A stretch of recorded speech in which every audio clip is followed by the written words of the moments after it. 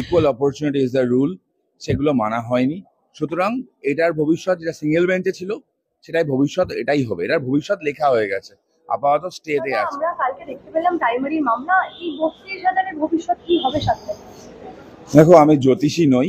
বিভিন্ন মামলার প্রেসিডেন্ট আছে, ত্রিপুরা থেকে বলো, ঝাড়খণ্ডের 2025 সুপ্রিম কোর্টের জাজমেন্ট যেটা বলো, বা এসএসসি জাজমেন্ট যেটা বলো, public recruitment, transparency is the rule, equal opportunity is the rule, সেগুলো মানা হয়নি। সুতরাং এটার ভবিষ্যৎ যেটা সিঙ্গেল বেঞ্চে ছিল সেটাই ভবিষ্যৎ, এটাই হবে। এটার ভবিষ্যৎ লেখা হয়ে গেছে, আপাতত স্টেতে আছে। তো আলটিমেটলি এটাই হবে যেটা হয়েছিল। মানে 32,000 চাকরি হয়তো থাকবে না, কিন্তু বোর্ড এখনো আটকাতে পারে। বোর্ড একটা কাজ করুক, স্বচ্ছ প্যানেল প্রকাশ করুক, পুরো ডিটেলটা দিক, অযোগ্য চোরগুলোকে বের করুক, যোগ্যদের চাকরিতে নিক। আমাদের লড়াইটা কারোর পক্ষে বা বিপক্ষে নয়। কোনো শিক্ষক যারা আছেন 32,000 তাদের বিপক্ষে লড়ছি এরকম নয়। আমাদের লড়াইটা অন্যায়ের বিপক্ষে, এবং যারা এই অন্যায়ের পক্ষে দাঁড়িয়েছেন, আমাদের লড়াইটা তাদের সাথে। কিন্তু কোর্টের মধ্যে যে চিত্র আমরা দেখলাম, কে মামলা করবেন সেই নিয়ে তারা আগে ঠিক করে নি কে মামলাটা করবে, তারপর মামলা শুনানি হবে। যাই হোক, 7 তারিখ থেকে মামলা শুনানি হবে। বোর্ডকে বলেছেন মামলা স্টার্ট করতে, 7 তারিখ বোর্ড শুরু করবেন। তারপর মাননীয় কল্যাণ বন্দ্যোপাধ্যায় তিনি বলেছেন তিনি পুরোটা বলবেন, বলতেই পারেন, তিনি এখন সুপার এজি হয়েছেন, এজির ওপরে তিনি আছেন, তিনি বলতেই পারেন। এবার তিনি মামলাটা করবেন, তো করুক না, অসুবিধা কি আছে। একটাই কথা, if you have law, if you have facts, argue on those.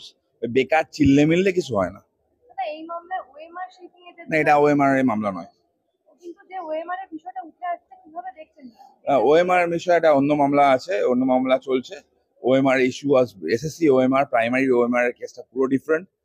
TET পরীক্ষায় পাশ করা মানে চাকরি পাওয়া নয়। টেট পরীক্ষায় পাশ করা মানে চাকরি পরীক্ষার প্রক্রিয়াটা অংশগ্রহণের সুযোগ মাত্র। দুটো ইস্যু সম্পূর্ণ আলাদা, সুতরাং দুটো ইস্যুকে গোলানো উচিত নয়। না, মুখ্যমন্ত্রী, আমাদের মাননীয় মুখ্যমন্ত্রী একদম গোল্ডেন হার্টের একজন মহিলা। তাকে অনুরোধ করবো এই ভাতার ব্যাপারটা একটু এক্সটেন্ড করার জন্য।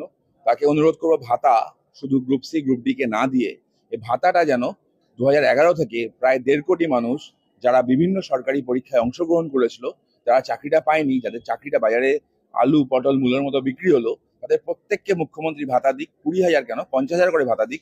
ওই 1.5 কোটি মানুষকে ভাতা দিক, এটাই আমার প্রার্থনা থাকবে মুখ্যমন্ত্রীর কাছে।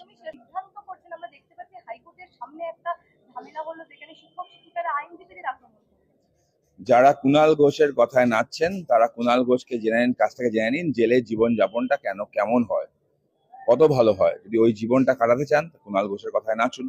যারা চাকরি বিক্রি করলো তারা আপনাকে সাহায্য করবেন, এটাই স্বাভাবিক। যারা চাকরির জন্য আন্দোলন করছেন, তাদের জ্বালাটা আমি বুঝি। তাদেরকে অনুরোধ করব, আপনারা অবিলম্বে মুখ্যমন্ত্রীর বাড়ির সামনে ধর্ণা দিন এবং বলুন চোরগুলোকে বের করে আপনাদেরকে চাকরি দিতে।